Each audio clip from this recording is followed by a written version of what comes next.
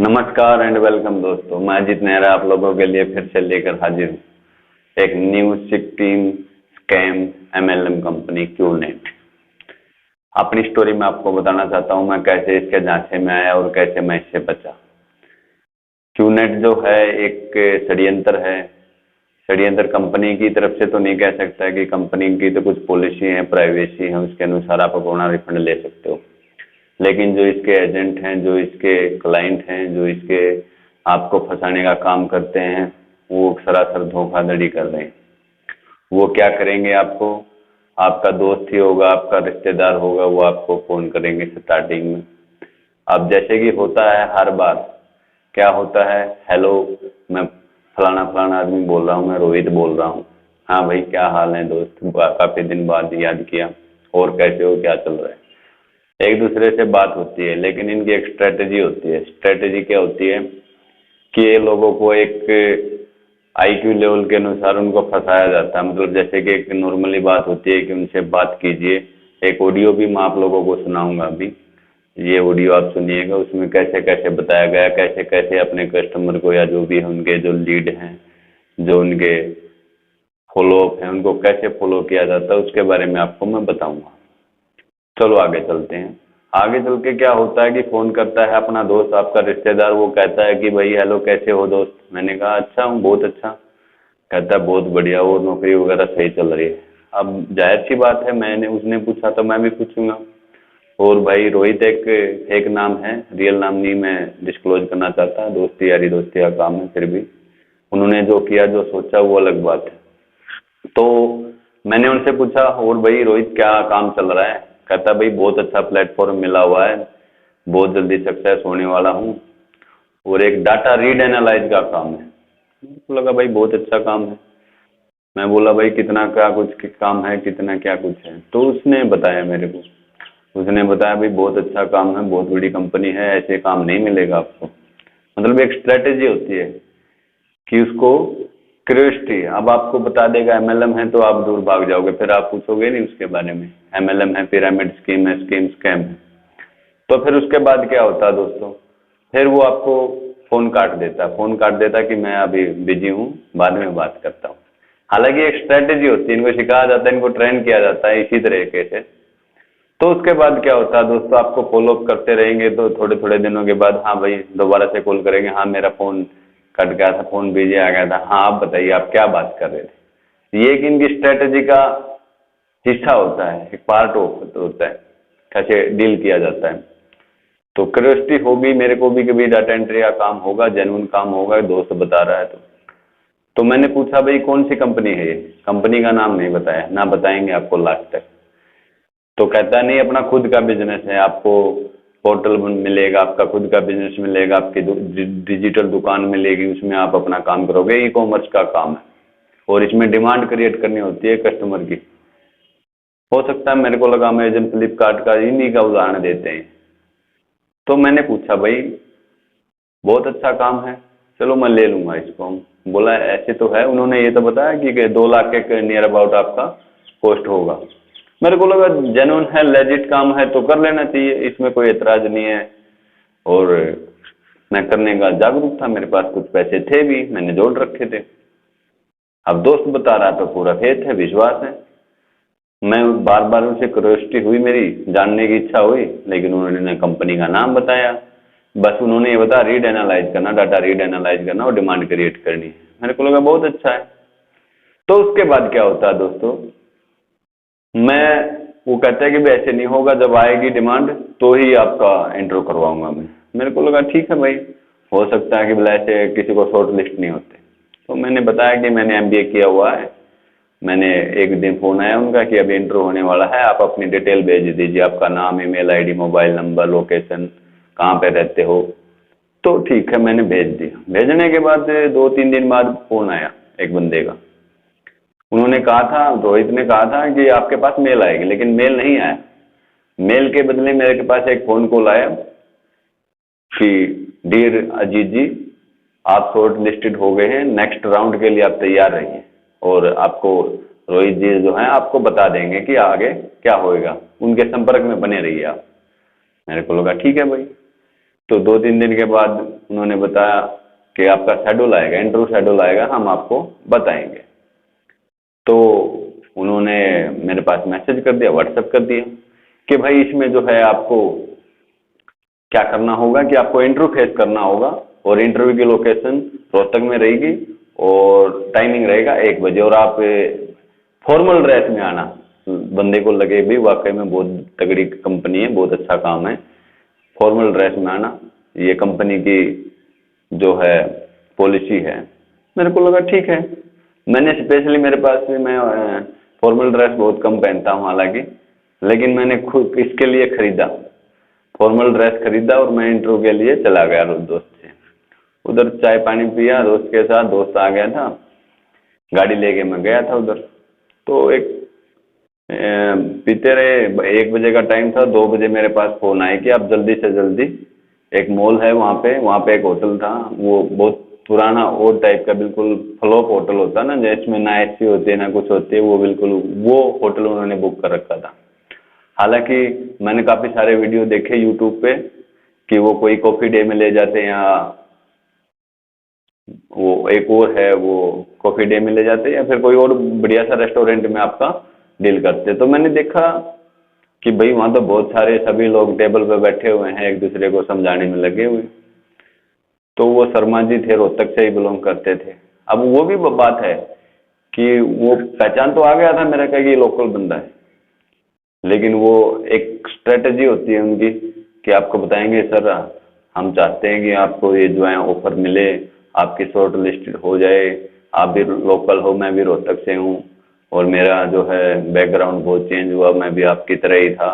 आज मेरे लोग क्या देते हैं, मेरे उदाहरण देते हैं, एग्जाम्पल देते हैं कि फला फला बंदा। तो उनकी स्ट्रेटजी होती है।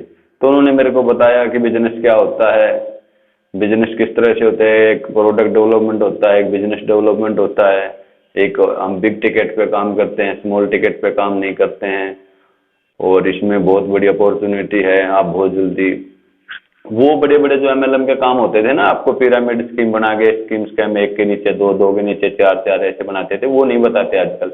आजकल स्ट्रेटेजी में काफी दिन से ढूंढ रहा था, कहीं ये वो तो नहीं। मैं ये भी सर्च किया यूट्यूब पे कि आजकल कोई एमएलएम की क्या स्ट्रेटेजी चल रही है।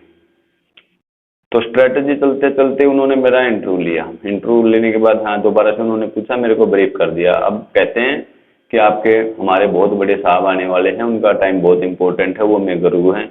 चलो ठीक है, रिस्पेक्ट देना अच्छी बात है, लेकिन ऐसा कुछ नहीं था उनके पीछे।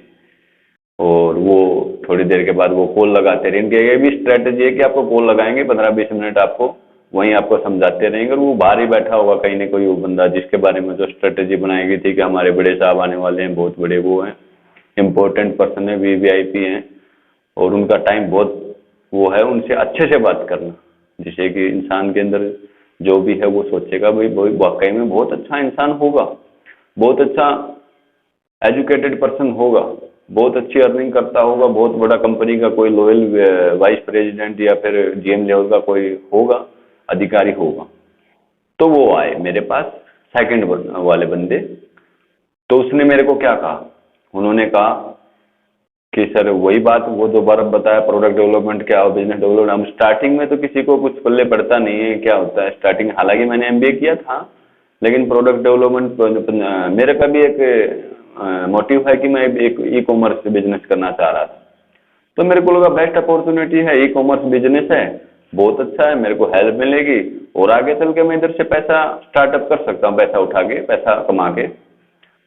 तो मैंने वो पूछा उससे, उसको बताया ठीक है भाई। उन्होंने फिर क्या कहा, मैंने उनसे ज्यादा ही बातें बता दी, मतलब कहता भाई बड़ा स्मार्ट है तू तो, लेकिन उन्होंने सोचा कि ये शायद बंदा फंसने वाला है नहीं। तो उन्होंने कहा कि मैंने उनसे ये भी पूछा ये कंपनी क्या नाम है, क्या काम करती है, बोला कहती है अपना काम हर, अभी आप जो है कंपनी की प्राइवेसी पॉलिसी है, हम आपको कंपनी का नाम बता नहीं सकते, और कंपनी है भी नहीं, बोला आपका खुद का बिजनेस रहेगा, अपनी बिजनेस अपना काम, कोई तो एंटिटी होगी माँ, कोई तो संभालने वाला होगा इसको। नहीं नहीं बोला खुद का काम है, आपका खुद का बिजनेस है, आप जितना काम करोगे उसी के अनुसार आपका रेवेन्यू होगा, और ये बहुत बड़ी अपॉर्चुनिटी है, आप शॉर्ट लिस्टेड होगे तभी आपको बता पाएंगे, हम ऐसे नहीं बता पाएंगे, क्योंकि ये प्राइवेसी पॉलिसी है, कंपनी की हिडन पॉलिसी है, कॉन्फिडेंशियल बातें हैं। क्योंकि कंपनी के आप एनरोल नहीं है अब तक। मैं भाई ऐसे क्या काम हुआ? तो उन्होंने कहा कि आप 50-50 हो। 50-50 मतलब ना आप शॉर्ट लिस्टेड हो ना आप रिजेक्टेड हो। एक फोबिया घुसा दिया जाता है इंसान के अंदर कि मैं तो इसको शॉर्ट लिस्टेड होके रहूंगा। तो कहता है आपको एक राउंड और लिया जाएगा। इसका मतलब ये हो सकता है कि उनको ऐसे बंदे चाहिए जो इनके पास आगे काम करने के लिए हो, मतलब कि एक के बंदे दो, उसके पास और कोई होना नहीं चाहिए। इनको बिल्कुल अनएम्प्लॉयड बंदे चाहिए जो दूसरों को लुटवा सके, और उनके पास कोई ओकेजन, उनको मजबूरी में उनको काम करना पड़े, उनको गलत काम करना पड़े, अपनी रिश्तेदारी बिगाड़नी पड़े, अपनी यारी दोस्ती तोड़नी पड़े, तो उनको कोई फर्क नहीं पड़ता, रिलेशनशिप बेशक से भले ही टूट जाए। तो 2-3 दिन के बाद फिर कॉल आया मेरे दोस्त का। मैंने उनसे बताया भाई मैं तो 50-50 हूँ। उन्होंने कहा यार मर जा डूब के, ऐसे ऐसे बोला कि यार मैं तो पहली बार में शॉर्ट लिस्टेड हो गया था। तो फिर क्या हुआ, उन्होंने जूम पे मेरी एक मीटिंग करवाई। जूम पे कोई भिवानी साइड का लड़का था, एक और था, वही सेम प्रोसेस। एक बंदा पहले आएगा, फिर उसका बड़ा बॉस आएगा और वही बात बोलेगा कि ऐसे ऐसे हमारे साहब सर आने वाले हैं। वो भी शर्मा जी थे, तो वो बहुत बड़े साहब हैं। उन्होंने वही बताया कि एक प्रोडक्ट डेवलपमेंट होता है, बिजनेस डेवलपमेंट होता है, इसमें ऐसे ऐसे काम किया जाता है, ऐसे ऐसे वर्क किया जाता है। और उसने मेरे को बिल्कुल ऐसे मतलब तोते की तरह रटवा दिया कि आपको ऐसे ऐसे बताना।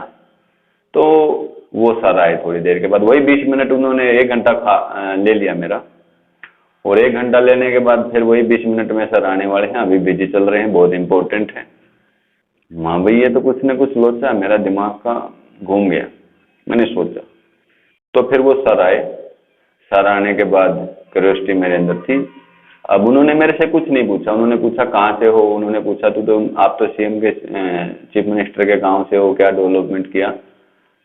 तो उन्होंने बताया कि यदि यहाँ से आपको रिजेक्शन मिल जाए तो आप क्या करोगे? मेरा तो एक ही मोटिव है कि मेरे को बिजनेस करना है। उनको लगा भाई हाँ अब बंदा फंस गया। उन्होंने कहता ठीक है मैं आपका फीडबैक जो है आपको ऊपर भेजता हूँ, आपके पास मेल आएगी। मैंने कहा ठीक है, okay, good good to know.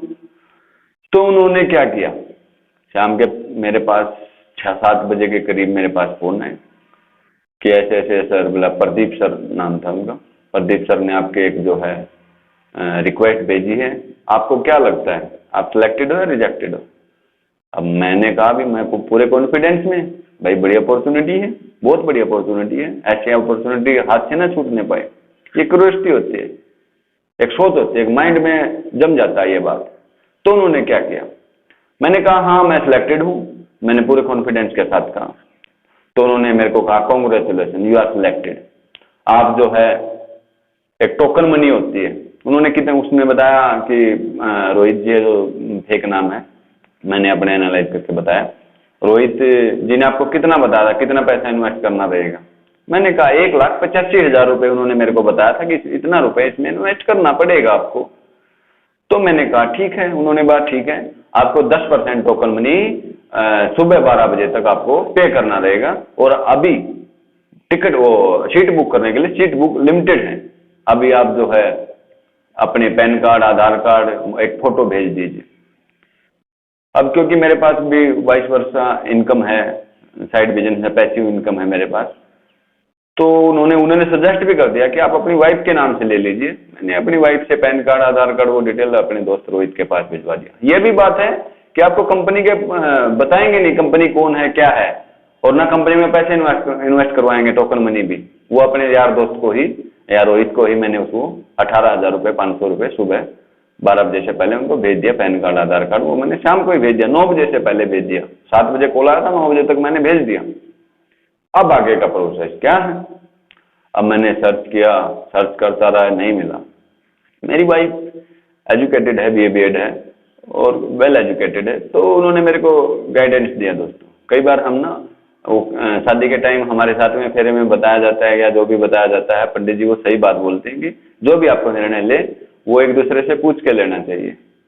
तो मैंने सोचा समझा भाई बहुत बड़ी अपॉर्चुनिटी है, मैंने उनको समझा लिया। उन्होंने मना किया नहीं ये फेक फ्रॉड है।